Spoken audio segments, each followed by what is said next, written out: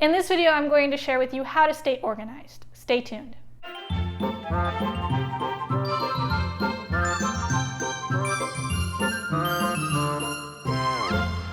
Hey sitters, welcome back. It's Lydia, thanks for joining me. So today we're going to talk about what I do to keep organized, because after you babysit for so many families, things can get confusing and overwhelming.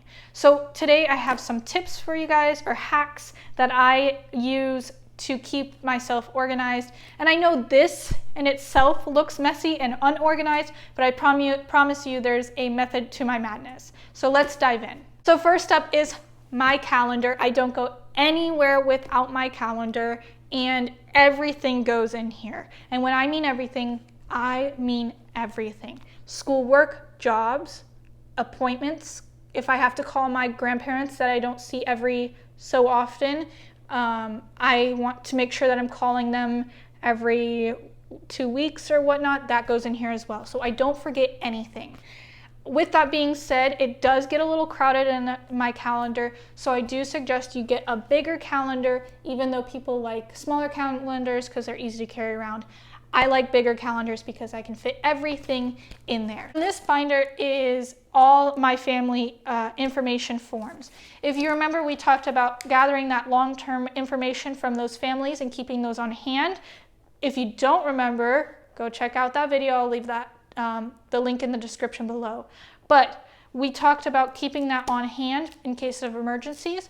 So this stays in my car, and when I go and babysit for a family, I take out their sheet and bring it in the house with me. In case of an emergency, I have that treatment authorization that I can hand to the paramedics. I have allergies on hand, I have that emergency contact on hand, and I have their address written out in front of me, so if I need to call 911, I can tell them the address right away without going through my phone. And this helps me keep organized so well when I'm at the family's house.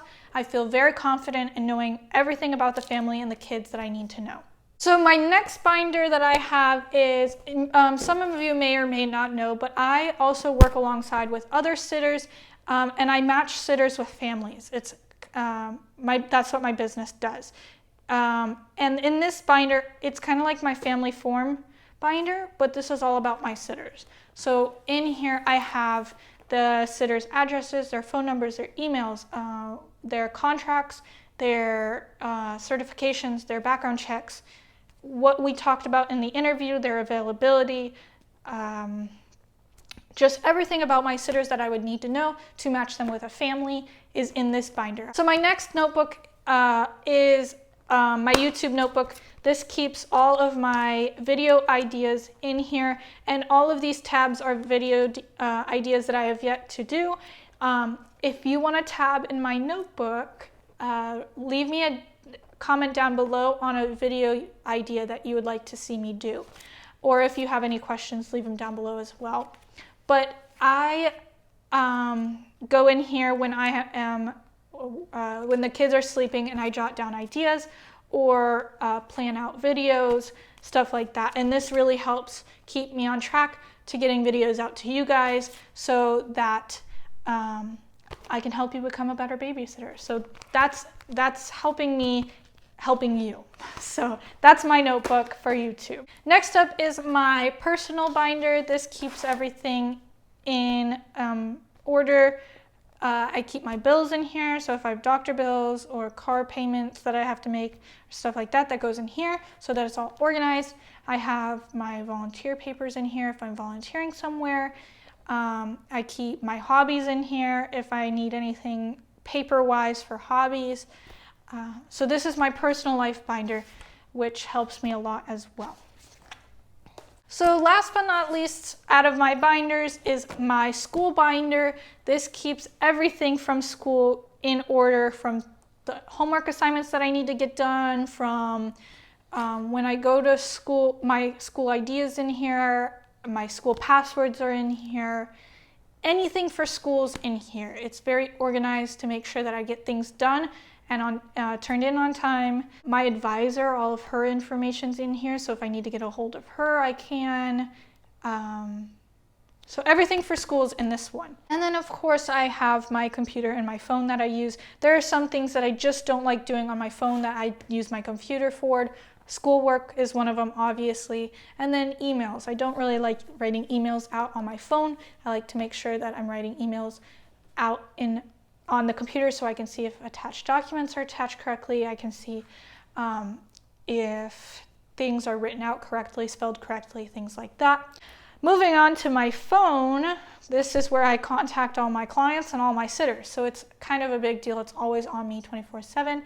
And then within my phone, my contacts, all of my family contacts are listed under babysitting clients, and all my sitters are listed under babysitter so that I can quickly get to them. All of my family is listed under family, all my friends are listed under friends, so that I'm organized in that way as well.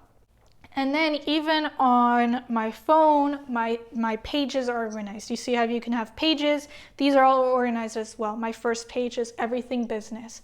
My second page is all health, fitness stuff, because I believe in taking care of yourself is important. And then my last page is like just entertainment stuff. So my Netflix, my social media stuff, just stuff like that. Just fun stuff is at the end. So when I open my phone, business, health, and then entertainment. So part of staying organized is also sticking to a routine. So for example, I wake up at the same time every day. I make my bed every day. 3 times a week, I go for a run. I do the dishes before I leave the house. I put my clothes away and make sure my room's picked up. And those are just the basics. I mean, there's a bunch of stuff that I could get into that are like tiny things that somebody would look at me like I'm crazy. But I really truly believe that if you are picking up around your house, it helps you clear your mind just a little bit and things don't get so overwhelming. This also could potentially make you a better babysitter. If you're cleaning up your dishes or you're picking up around your room or the house, and you go to somebody's house who's got toys everywhere, dishes in the sink, you just automatically think, okay, I can do those dishes, or I can pick up those toys.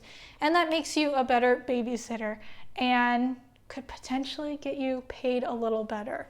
Another thing I do is dedication days, and this is something I've been doing for a while since I was in high school. And dedication days are dedicating a day to something specific. My Tuesdays are dedicated to homework. My homework's due on Sunday, but I want to get done on Tuesday so that when Friday, Saturday, Sunday comes, my prime days of babysitting, I don't have to worry about it and I can focus on playing with the kids.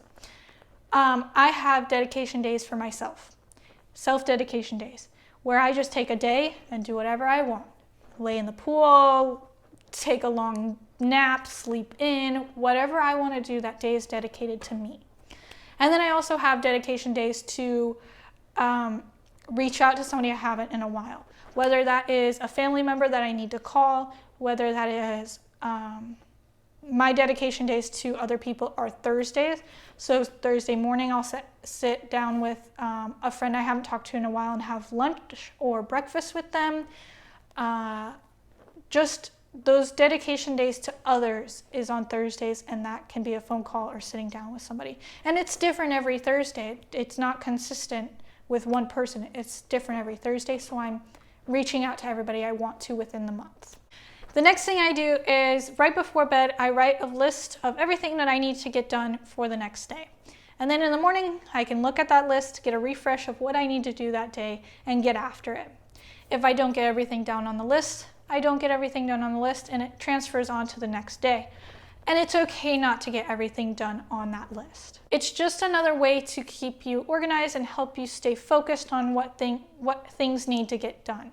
If this is all you need to stay organized for you, buy just a calendar, and that's fine. You can be flexible with a lot of these things. Just don't stress about it. It is a process. I mean, I didn't wake up one morning with all these binders and be like, oh, I got everything done. I know exactly where everything is. It was a process. So it will be a process for you to find what works for you.